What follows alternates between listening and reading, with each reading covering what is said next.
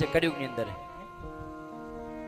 કે વધારે કોઈ નમતું ને આપણા પ્રત્યે, તો એમાં પણ આપણે કાંઈક હોય કે હા આપણા કંઈ વધારે નમે છે, કાંઈ કાંઈ લાલચ છે.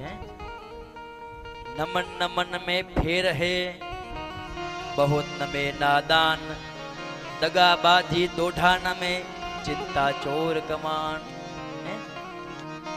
વધારે કોઈ નમે, વધારે કોઈ આપણને માખણ પાલિશ કરે તો આપણે સમજવું કે હા કંઈક લેવું છે આપણી પાસે, કંઈક એને ઈચ્છા છે આપણી પાસે.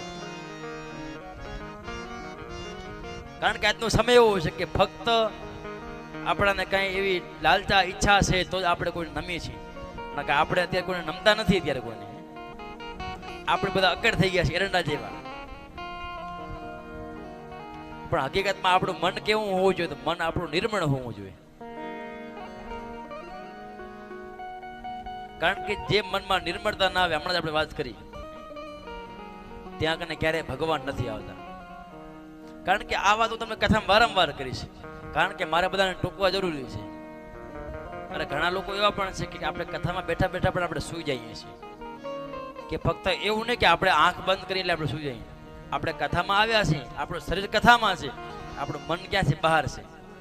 એટલે આને પણ સૂતેલા જ કહેવાય. અને એટલા માટે તમે અહીંયા વારંવાર સંગીત વગાડી છે, એટલા માટે સંગીત છે કે તમે જાગી જાઓ એ બાને સંગીત બાને.